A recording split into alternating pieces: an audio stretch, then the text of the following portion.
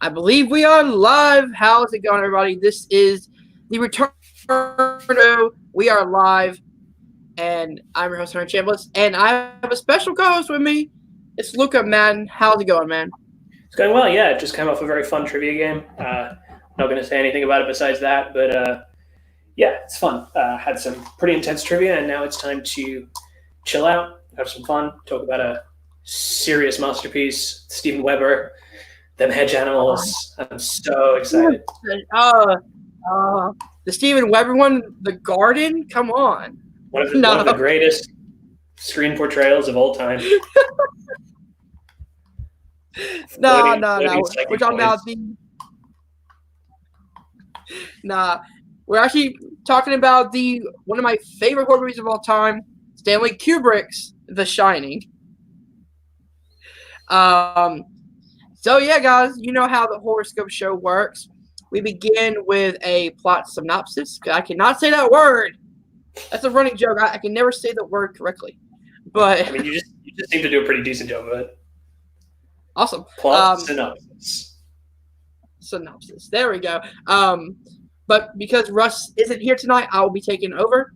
And then we'll go into our pros, our cons, the middle of the movie, best line, favorite moments, things like that.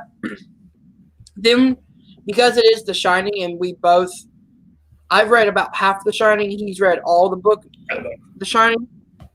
What we'll do is we'll compare this movie to the book, and then we'll go into our final thoughts and then our review, our rating at the end. All right, guys, so this is going to be just, 30 minutes to an hour of just horror fun. So let's get into it. So basically, I'm not going to do what Russ does and go through the entire movie because it's hard for me to remember. But pretty much it follows this family, and they go to the Overlook Hotel. And then you find out that it's haunted. It's got a deep, dark past. And then some crazy shit goes down, let's say the least. But overall, you guys know The Shining. It's a classic. It's one of my favorite horror movies of all time. Though people debate whether this is considered a horror or a straight thriller. I consider it a horror and thriller. But so I put it on my best horror list. But I think it's unambiguously a horror movie. I think that it's has all of those key elements of the main characters going out into an isolated space. They're very sequestered away from the rest of the world. Yep. It deals with those ideas of isolation, of insanity, and I think it's pretty unequivocally a horror film. I think especially considering the tone of the film as opposed to the tone of the book. Yeah. I think the film is, to me, unambiguously a horror movie. So much of the film is about attempting to evoke a sense of horror and to horrify the audience, which to me is like core to what makes a horror movie. Yeah. That term psychological thriller, I think certainly The Shining has elements of that too, but it's supernatural, it's ghosts, it's a haunted house story, essentially. Mm-hmm. But there's also the very human drama of Jack and his character and the family, and it is certainly both thrilling and horrifying in equal measure. Yeah, I definitely agree about that. You know what? This is live, and I just made a mistake. I forgot to send out the live link. Let me go and do that real quick. Because I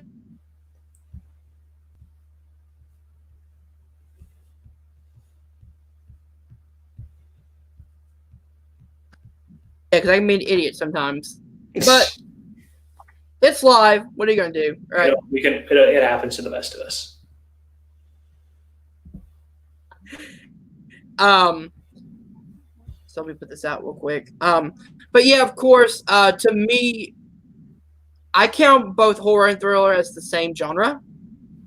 Because I know a lot of people say like Silence of the Lambs, another one of my favorite horror movies, is considered more of a thriller. But to me, there's a lot of horror elements to it. Sure, I think that with films like Silence and stuff like that, like the thrillers of the 90s, Silence, Seven, those kinds of movies, they all have that similar intent to horrify. But I think those things are more debatable than The Shining, which is unambiguously supernatural, unambiguously, ghosts and hauntings and psychic powers and that kind of stuff. I think that to me is what pushes it over the line. Yeah. But let's get into more of the middle of the movie, things that we absolutely love about the movie, which I could talk about this movie for hours, but because we don't have hours and hours, we're kind of condensed it to more of our favorite scenes, favorite lines, favorite shots, because the way this movie is shot is so beautiful. Absolutely. Beautifully shot movie. Beautifully shot. Especially... Oh, sorry, go ahead.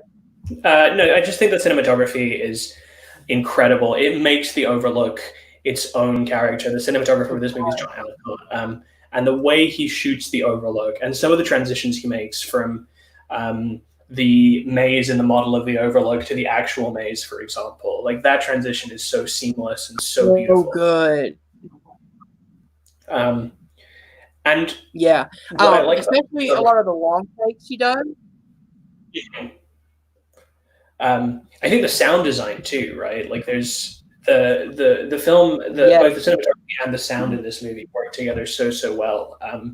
The tracking shot where he's on the tricycle and you hear the sound of the tricycle wheels on the wooden floor and the carpet, and it has that sound starting again. It's such an atmospheric audiovisual experience. Like the Overlook is so fully realized. It looks enormous. It looks oppressive. It looks evil. The Overlook is made to have a very clear and defined identity in the film, which I think is just stunningly well done. Yeah, so that's one of my favorite, like, just overall aspects of the movie is the fact that, like, the way it's shot is so uniquely, like, its own.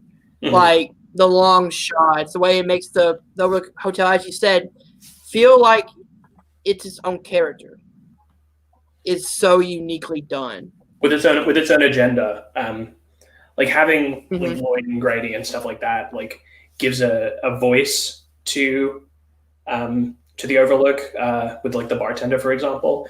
But it's kind of clear what it's doing anyway. And I think those parts are very welcome. Like the conversations between Jack Torrance and the ghost bartender are very, very important for Jack's character. They're kind of less important for the Overlook Hotel itself because so much of what the Overlook is doing is embedded in the cinematography.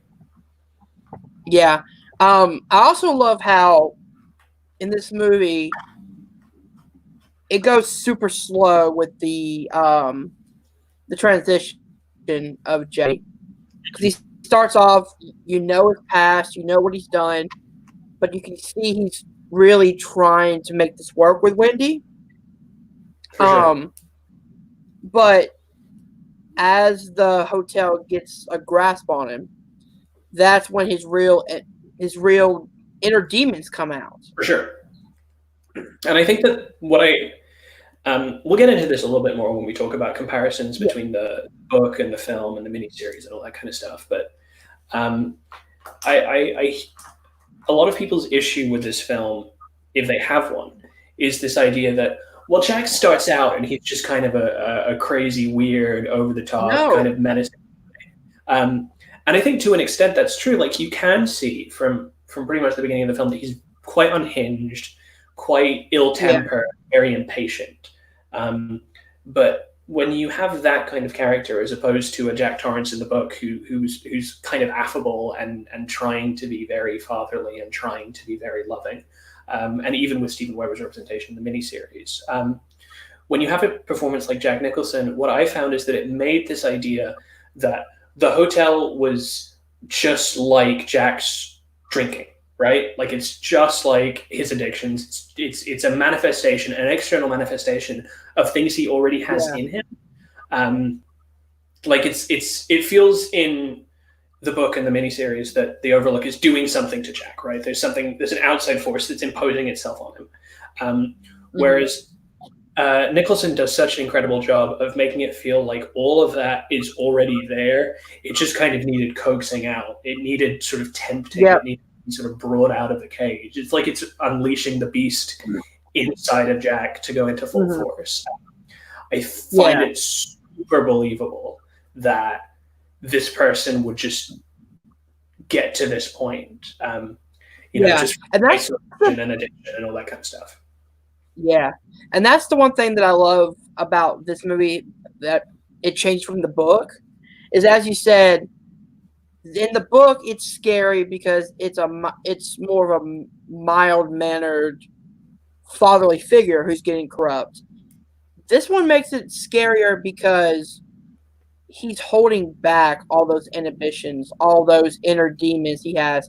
He's trying his damnedest to not lash out, not let those demons come out again because of what happened with Danny. And he's so incredibly tense in all of it. When they're in the car and they're talking, he's like gritting his teeth and trying to like smile. And when he's talking to the guy who runs the Overlook, his name is Altman. I think that's the character's name. Yeah, Altman, I think. For his interview, he's clearly holding back so much kind of pent up rage and aggression, anger and shame, and it's not the feeling of, oh God, this could happen to anyone, right? It's a feeling of this person was looking for just the moment to go, right? Just the moment to completely, like, it almost seems like he's welcoming it. And that's what's scarier about the movie, in my opinion, is Jack is already holding back all these demons, but the hotel is kind of amplifying all of those demons, all the voices, all the drinking problems, all the addiction, all of that is coming out. And you start to see it affect not only him, but his family, Danny, Wendy, all of them. For sure. I think that, it's having the Grady's, for example, right, as the tragedy of before, right, and having the Grady sisters and having all of that death still in the Overlook, most notably in the incredible elevator sequence, where Danny's elevator just open up, and it's just this unstoppable torrent of blood. It feels like there's death and terror and fear in the walls of the Overlook, but in a way that's very reflective of Jack. Like, Jack is just, in many ways, he's a torrent of blood behind a closed elevator door that could open at any minute. It's very much like they're one and the same. They're almost kind of reflections of each other. And they actually are, if you really think about it, because the end of the movie pans over and you just see Jack was there the entire time. Like, pretty much, in my opinion, the way I see the ending is the hotel and Jack are synonymous with each other. Yeah, there's a synthesis of character and environment that happens really well. Yep, they are the same people. Mm-hmm. And like towards the end, before he goes all crazy, like Jack is so stiff and upright and like ramrod straight, like these huge walls and these big maze columns and stuff like that. There's a rigidity to both him and the Overlook that just seems like it's looking to burst out. And there's actually one scene where I think the cinematography is just mind-blowing, and that's the scene where it's a zoom pan to Jack sitting, and he's standing in a turtleneck. Sure, at the window. At the window, and his face is pale. And not only that, but the way that kind of the hotel changes the physical appearance of Jack as well. For sure. He starts off full of life, full of color. But slowly, as he, goes crazy, he starts to become pale, cold, isolated. Mm-hmm. There's a loneliness to it, and there's that great scene, which I keep talking about, this reflective thing. There's the great scene where he's throwing the tennis ball at the walls of the Overlook, and it's just coming right back. Yeah. Like, he's throwing this aggression. He's trying to throw away his demons. He's trying to throw away his past, and the hotel's just bouncing right back. It's like, no, it's coming right back at you. You can throw it as many times as you want. Of course, we have to talk about another great cinematography scene, and that's Room 237. Sure. Room 237 is there's that idea of like beauty up front and decay just waiting underneath, right? Like that idea of both Jack's temptation, him being tempted by the woman, and this idea that things might look beautiful at first glance, but from a different angle, it's all rough. It's all dying. It's just decrepit and twisted, and at this point beyond repair. Ideas of reflections and different perspectives come up, obviously, in Red Rum, right? Red Rum is a reflection of murder and that kind of thing. There's a lot of reflective imagery, and a lot of things from different ways being flipped. Yeah. So let's go on to more of our favorite lines. I have one that I want to bring up. That's one of my favorites. It's when Jack is so set the scene. He's typing away on his screenplay. Wendy interrupts him, and then I think this is where he goes at her with the bat. Or is that later on in the movie? When he's interrupted her, when he's like, whenever you hear me typing, don't come in. Or whenever you don't hear me typing, whatever the fuck you hear, don't come in. That's before the bat. Yeah. Okay, so mine is during the bat scene, but it's like, Wendy, darling, light of my life. I'm not going to hurt you.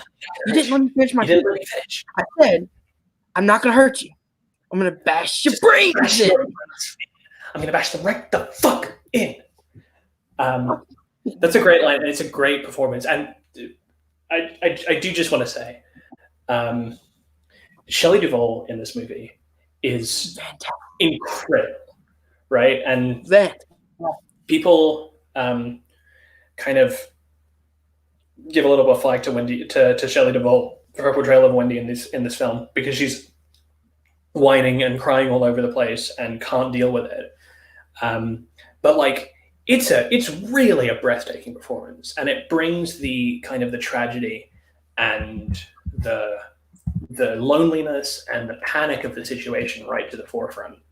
Because she's so clearly, in so many ways, just trying to do her best as much as she can, just trying to do right by Jack. Trying to please him. But she does give a fantastic performance, but you also got to remember Stanley Kubrick was kind of a dick to her behind the scenes. Of course. Yeah.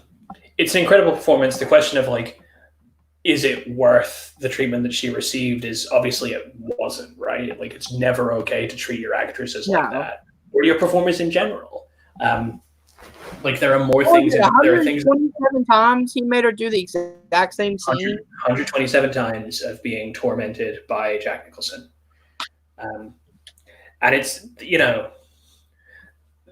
Kubrick obviously has a very complicated legacy. He was an absolutely virtuosic director.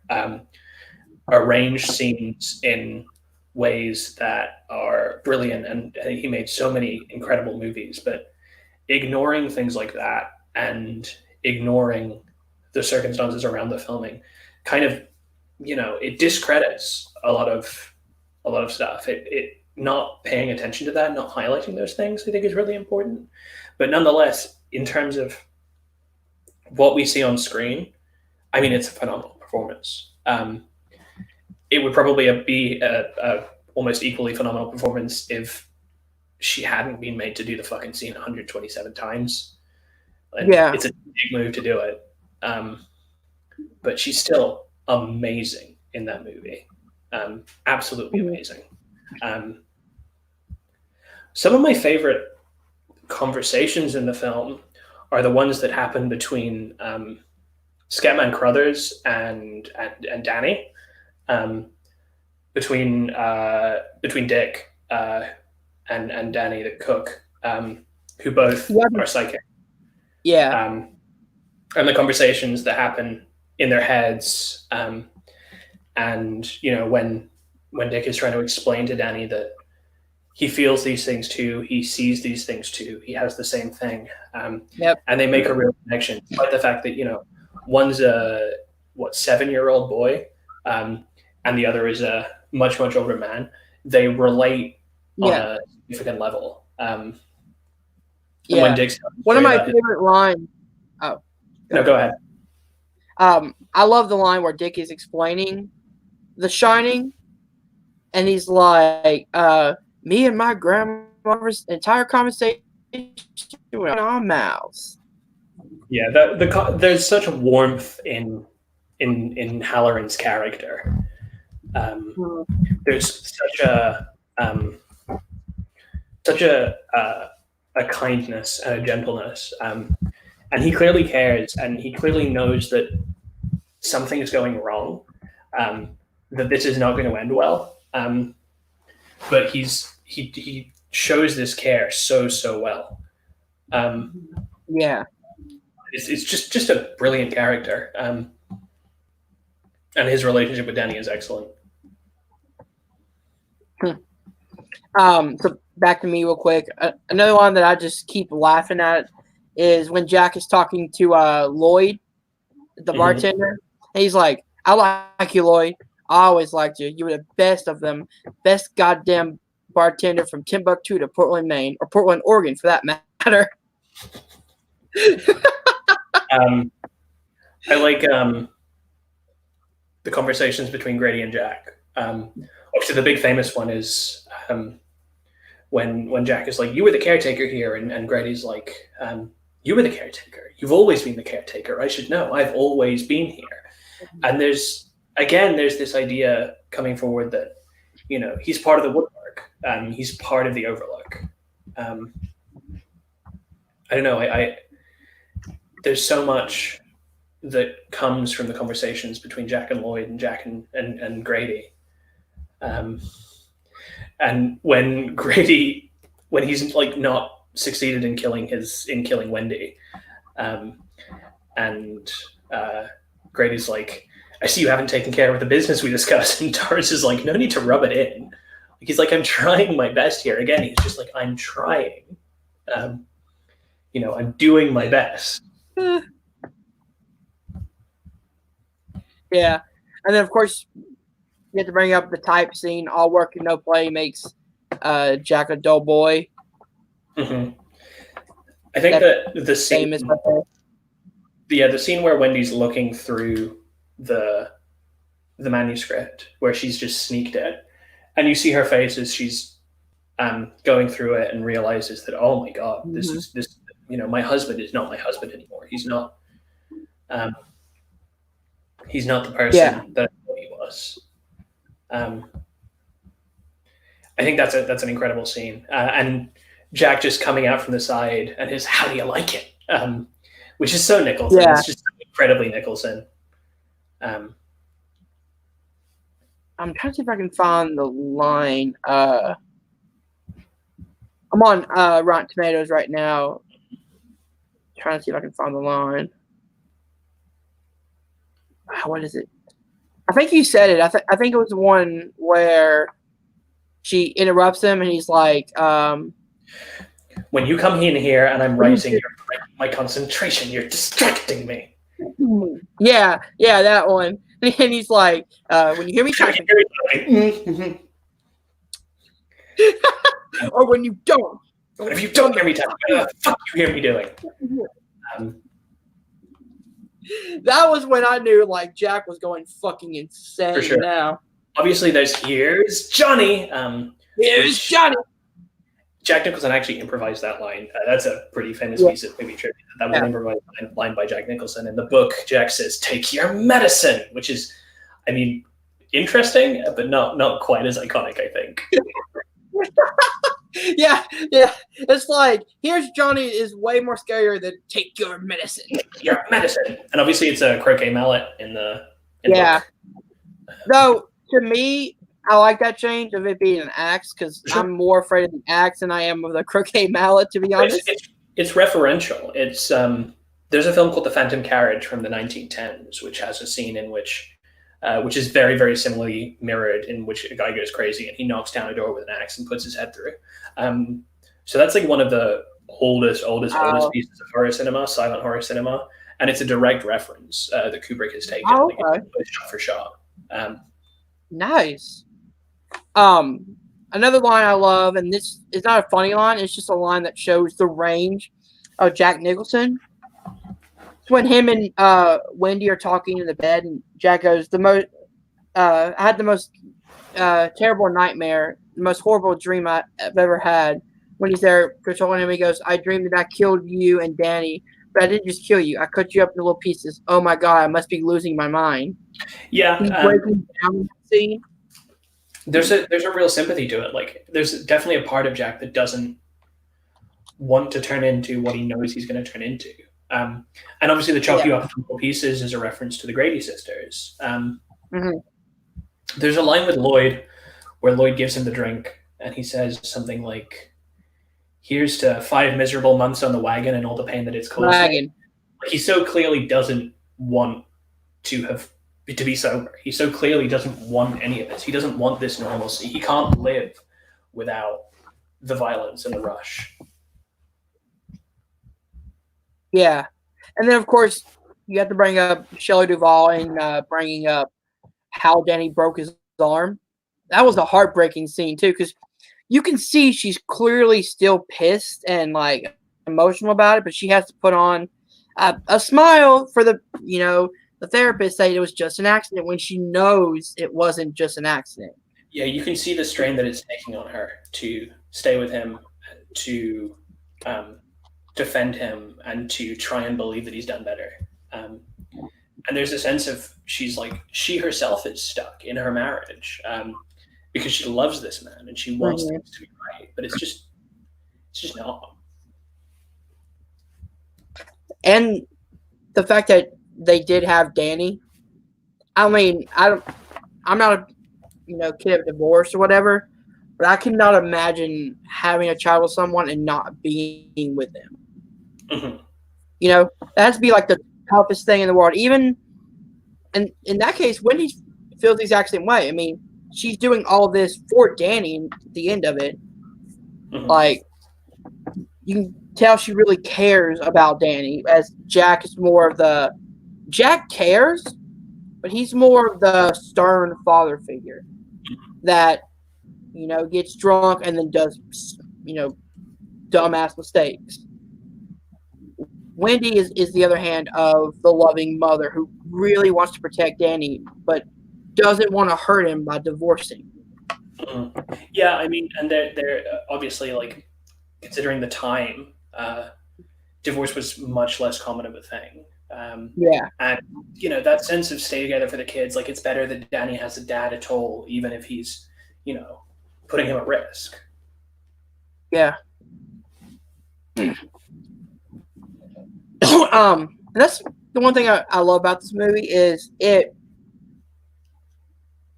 not just a horror movie for horror movie's sake, but you have a lot of these characters that you believe in. Like, you want Jack to succeed. You want Wendy to be okay. You care for Danny. You care for all these characters. That way, when things do happen at the end, it's emotional. Even with Jack getting frozen at the end in the garden, you knew it was coming. You knew something was going to happen to Jack, but it's still heartbreaking at the end. And it's so jarring. It goes from him, kind of walking through the snow, clearly getting, needing to get down, and then instantly it snaps to just him frozen to death in the morning. We actually haven't spoken about Danny very much. We haven't. Which Wendy, but Danny's a really interesting character too, and this he is. Of what Tony is and how he has this power. It's not super over labored with explanations. It's like Halloran says, some people shine and some don't, and some places shine and some don't. Yeah, but there's obviously this parallel with the difficulties of growing up and trauma and torment, and he tries to be a normal kid. He's just trying to be a normal boy but he can't because of the shine, Tony. He has all of these things that have forced him to mature far, far quicker. Being by his father, having to learn really quickly that your father's not perfect is hard. And because especially because all kids at one point or another see their father as a superhero. For sure. Can't do anything wrong. My dad's my hero. Blah blah blah. When you realize, oh, he's just a human, human connection, humans make mistakes, it's jarring, especially when Danny has to learn at 7 years old about that. I think 7. I think it's 7.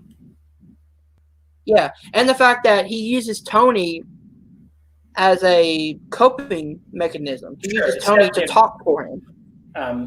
Like, there's obviously an implication that Tony is a real entity that exists in the world of the story.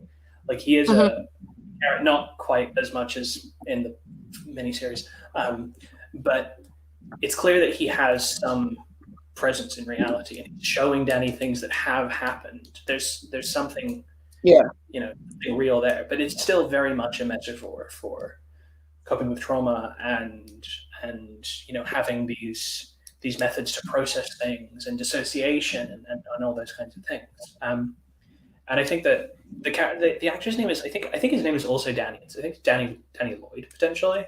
And he's the cast of Danny. Yeah, I think his name is Danny Lloyd, right? Yeah, Danny Lloyd. And he's like very, very believable. He's not, the greatest child actor in the world by any stretch of the imagination. Now, he's a fundamentally believable character. You know that? Hmm? Danny Lloyd's a teacher now. Oh, really? Oh, yeah, I didn't know that. I had no idea. I barely knew that he was an actor. No, but like seriously, give it up to Danny Lloyd though. Having to, act alongside Jack Nicholson and Shelley Duvall. I mean, real A-list actor talents at the time. Must have been super difficult. He did fantastic. Yeah, he really does hold his own. I also love, again, back to the cinematography. I love the scene in the hallway that leads to the two twins. Mm-hmm. And you brought it up, the hearing of the wheels on the hard floor, and then it's stopping when it hits the carpet, and then hits back up again, and then you turn the corner. Yeah, a great tracking shot. And you hit the corner, and then boom, there are the twins. Mm-hmm. I think that it's a really, really cool use of POV. And because obviously he's on a tricycle and he's a small kid, it's very, very low down, and it follows the wheels, and there's an instability to it, which I think is really, really effective. I never understood who the twins were. Is that the Grady sisters? Yeah, they're Delbert Grady's kids who he killed. And chopped him up with an axe. The previous janitor. Yeah. Which again, that's another great dialogue scene when he's bringing up the last housekeeper or whatever. Oh yeah, in the initial interview where he's kind of dancing around it and trying to like. I think I actually have the line. Let me see if I can find it. Yeah, here it is. Ullman goes, "My predecessor in this job left a man named Charles Grady as the winter caretaker, and he came up with his wife and two little girls. I think they were 8 and 10. He had a good employment record, good references, and from what I've been told, seemed like a completely normal individual. At some point during the winter, he must have suffered from a complete mental breakdown, ran amok and killed his family with an axe, stacked them neatly in one of the rooms in the West Wing, and then he put a barrel of a shotgun in his mouth." The implication is obviously that would have been Jack's fate as well, even if he had succeeded in killing his family, even if he had achieved his goal. Yep. Nothing. It's a complete fated end for Jack that he dies. Yep. Like that's just what's going to happen to him. And the one thing that I love that they bring up is the good criminal record. He had a clean record. He seemed like a stable individual. And that shows even anybody can be affected by the hotel, by the isolation, by the entity, by whatever. Like, the isolation is the most scariest part of this movie. For sure. There's this idea that, your true colors are revealed when you're away from the world, when you don't have the pressures of society on you, where you don't have, kind of polite society Yeah. To do this, that, and the third. And I think that's kind of pushed with the idea of Jack and with the Grady twins. That idea that deep down maybe we're all just monsters. And I don't think that's what Kubrick is necessarily pushing for. But there is that dread that's kind of created from that idea of like, oh my God, is this just who we are as people? Just do anything to anyone, kill our closest family members just to get what we want. Yeah. And another thing that I love about this whole movie in general is how every time you watch it, every time I watch it at least, I get a new message. Mm-hmm. And everyone has their own interpretation about what the ending means. What does this mean? What does this mean? There's so many theories that all of them could be correct or they could all be, complete lies. But the fact that this movie's 30 years old, 40 years old, something like that? 40 years old. 40 years old, yeah. And everybody's still talking about this movie shows that it is a classic. It's timeless. I think it's 40 years old in like a couple of months. Oh, wow. Yeah. I think it was released May 1980. Timing then, huh? Yeah, for sure. But with the good, there has to be some bad. This is actually really hard for me to pick some cons in this movie. Yeah, you're not gonna get many cons out of me here. No, me neither. The one I can't say is kind of a nitpick is what people brought up about Jack Nicholson. He's great in the role, but he is kind of already crazy to begin with. So, kind of in the book and in the miniseries, this is the only thing I think the miniseries did better than the movie, was that Steven Weber felt like a normal guy who gets corrupted by the hotel. Jack Nicholson feels like he's already unhinged, but the hotel just brings it out. Two completely different ones, but if you want one similar to the book, the Steven Weber one gets that more closely than the Kubrick version. But I love, the movie surrounding it more than I do the miniseries surrounding it. For sure. I mean, like, I personally, my opinion as always kind of the same. Like, spoiler alert, I don't like the book at all. So I'm sorry, what? I don't like the book. Oh, you don't? I don't have this issue of disconnect with, Jack Nicholson and the book, very, very different characters, because I think that Jack Nicholson's portrayal is just a lot more interesting. I think that, it's one thing to, have a character who's, in the book and the miniseries, the house is the bad guy. The house is really the bad guy. It doesn't have that same really interesting symbiosis of character and environment. It doesn't have that same idea that the Overlook is kind of working with Jack, that he's just a part of the scenery. It's just the house is doing, making Jack into a bad person and awakening all his own demons, but Jack has no involvement in that. He's trying really hard not to. And I think that, okay, that's all well and good, but like, what if someone wanted to? What if someone really just wanted an excuse, just wanted to get fucking nuts? You want to get nuts? Let's get nuts. Wrong movie, but I mean, the only thing to me that sticks out as hurting the pacing a little bit is that I don't think I like necessarily how much it cuts back to Halloran. Okay, yeah, I can see that. Kind of getting the message through, and they're trying to contact the outside world. I think, part of me thinks to myself, God, what could this movie have been like if you never saw? If you never saw the outside world, if you never saw what Halloran was up to when he went back, if you never saw the lodge that Duval was trying to contact, and you only heard the other side of a phone line, you only heard, the other side of what was going on. I think that the film makes a point of being so enclosed all the time that instantly my mind is like, well, what if you did that more though? Like, it almost feels like if you had everything super contained, it could be like a really brilliant, like almost stage play like thing where it's completely all done in one room, one environment, one location, not necessarily one room. But that would feel more connected to the characters that are in there if you focus just on the Torrance family.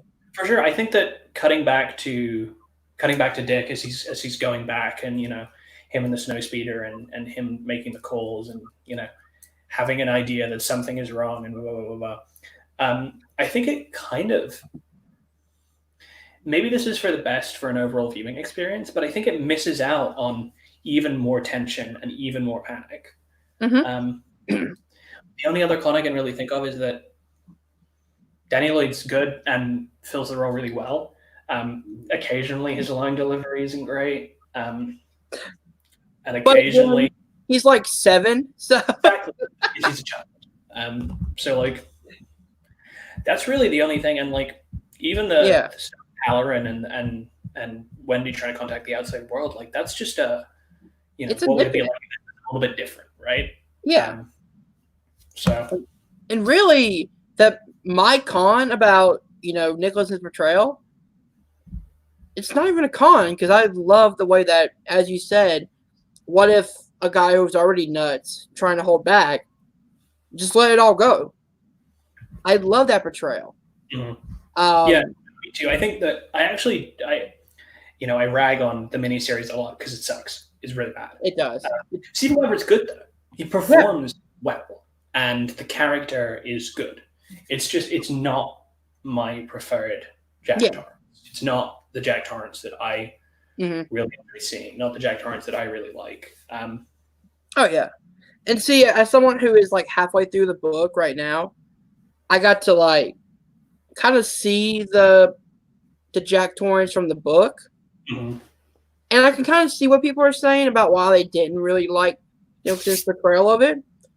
But the way that you pointed it out, the way that I pointed it out, I love Jack's a bit more now, because it's like, what if someone, as I said before, was holding back all these inner demons that he had, was trying so hard to be the great father and husband that Wendy and Danny need, but then he's pushed a little too far from the hotel, the demons, whatever, and they all come out. Yeah, I mean, I think that there's some other things that I don't necessarily like as much in terms of the book's portrayal of Jack. Like, there's a lot of stuff about his dad in the novel, and Jack's own troubled childhood. And I just think that's a similar thing to, like, Rob Zombie Halloween giving Michael Myers, like, a bullied in prison backstory, and, like, to make progress with a therapist backstory. It's just like, I think the whole thing of what you don't see being scarier than what you do see is in full effect here. Like, I like how conservative the film is with answers, really, about anything. Everyone who is part of the Overlook, Lloyd, Grady, and Jack, are not to be trusted. They're unreliable figures. And I think that works much, much better than a narrative voice that tells you all of the stuff about Jack and his dad. And, not making it clear that, he's a likable, kind guy who loves his family and all that kind of stuff, which I think is fine if that's the story you want to tell. It's just not what I prefer. Yeah. So yeah, that wasn't really a con section, because there's nothing I can say about this movie that is subpar or not good. The performances are incredible. The pacing is great. Like, you can watch this movie and not feel bored, because the pacing is always quick and there's always something going on. The dialogue is incredible. It's slow, but I just don't.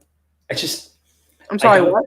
I can understand someone thinking it's a slow movie, but I just don't. I just think that there's so much drama in the evolution of the characters, and I think that there's,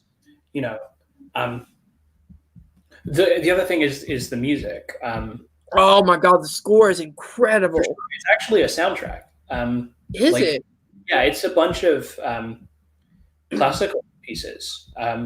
Same as he did with 2001: A Space Odyssey. He took pieces from, like, Bela Bartok and Christoph Penderecki and combined them into this soundtrack. Kind of like what Alfred Hitchcock did for Music to Be Murdered By. where he took kind of scores and made them into a big long soundtrack. For sure. It's actual pieces of classical music, not not a score composed for the film. These were classical pieces chosen by Kubrick, and then given to the music editor, and then told just like combine these together. Oh wow! It produces an incredible effect, the same as it does in Kubrick's other famous work, where he does that 2000 One of the Space Odyssey, which has the same philosophy with its music. And that's the one thing. Again, Kubrick does a great job of making both the score and the soundtrack or whatever, and the props and objects like the hotel and what he's using at his disposal as their own characters. For sure. Like the soundtrack could be its own character, because when that music cues in, you know something's about to happen. It's if you don't research it and you don't know classical music, I guess, because like I'm not super familiar with a lot of classical music. I know some, but not a huge amount.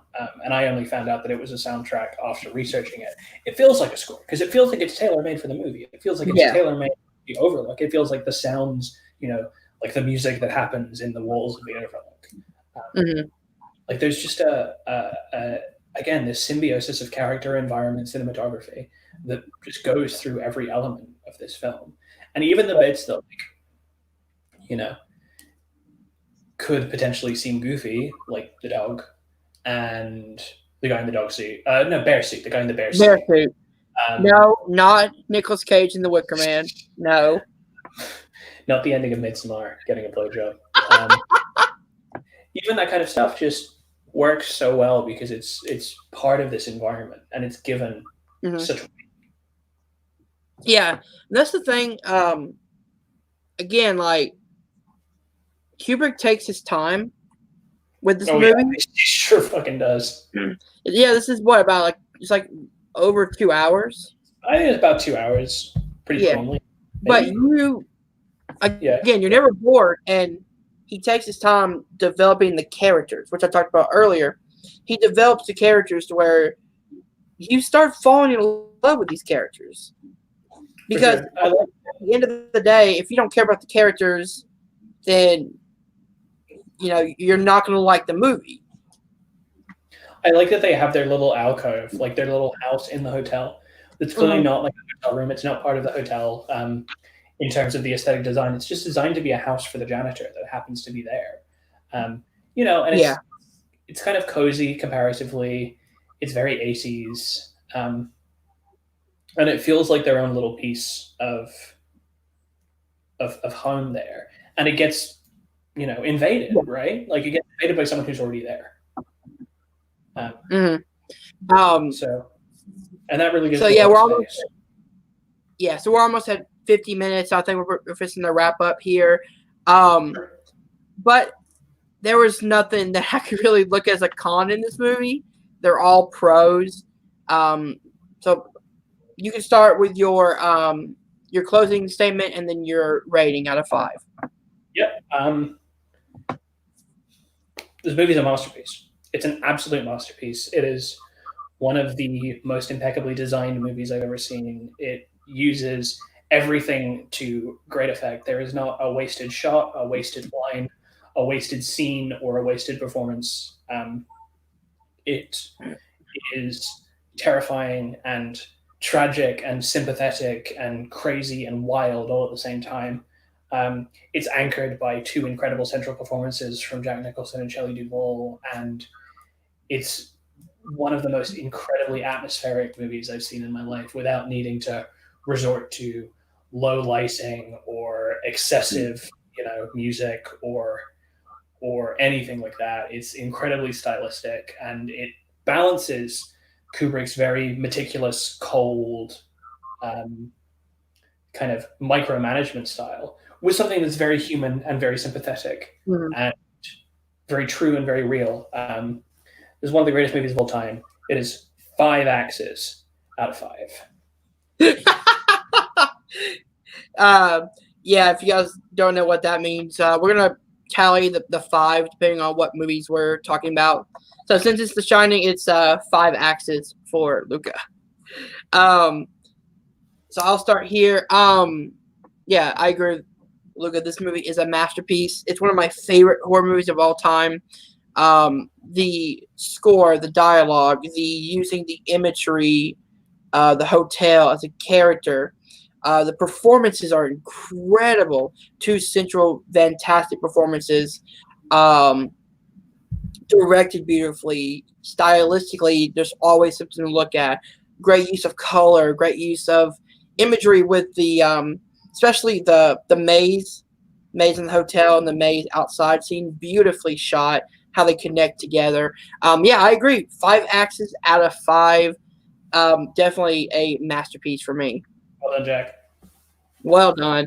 All right, guys. So if you guys don't know, I will go ahead and announce it here. Luca is now part of the HorrorScope team. So you guys know me and Russ rotate weekly. So what we're going to do now is add Luca to the mix. So it's going to be 3. Like I pick one, then Russ picks one, then Luca picks one. Since Russ isn't here to announce his, go ahead and announce what movie you want in the horror corner for the week after next. Never going to be anything else. We're going to be looking at the 1973 Robin Hardy masterpiece, The Wicker Man. Damn it! Not the Nick Cage one. No, never the Nick Cage. I swear to God. Not the beast. You get me here for 100 episodes. We'll do Wicker Man 2006. I promise. My 100th episode. 50 episodes. We should do it. 50 episodes. That's fine. Almost a year from now. Huh? I said almost a year from now. Yes. All right. 1 year from now, Wicker Man 06. Look for it. Nah. Who knows? That might be my movie, Wicker Man 06. Shit. When you remember, I get a pick. Oh, yeah. I get to pick too. You're both going to pick The Wicker Man 2006. We'll do it 2 weeks in a row. 2 weeks. Back to back, baby. Back to back on The Wicker Man 6. 2-hour special. Yeah, let's do it. No, but Luca, welcome aboard to the team. Glad to have you here. Where can people find you online? Again, they can't. You can find me as a regular member of the HorrorScope podcast and doing Movie Trivia Challenge. And that's about it. Besides that, leave me alone. I'm private. He is in a bathroom, for God's sakes. Leave him alone. In a bathroom because of coronavirus, and I'm stressed out. All right, guys. And if you did enjoy this, hit that like button. Subscribe to Nerd Entertainment Network below. Thank you guys for watching. We'll see you guys soon. Hit that bell. Hit that bell.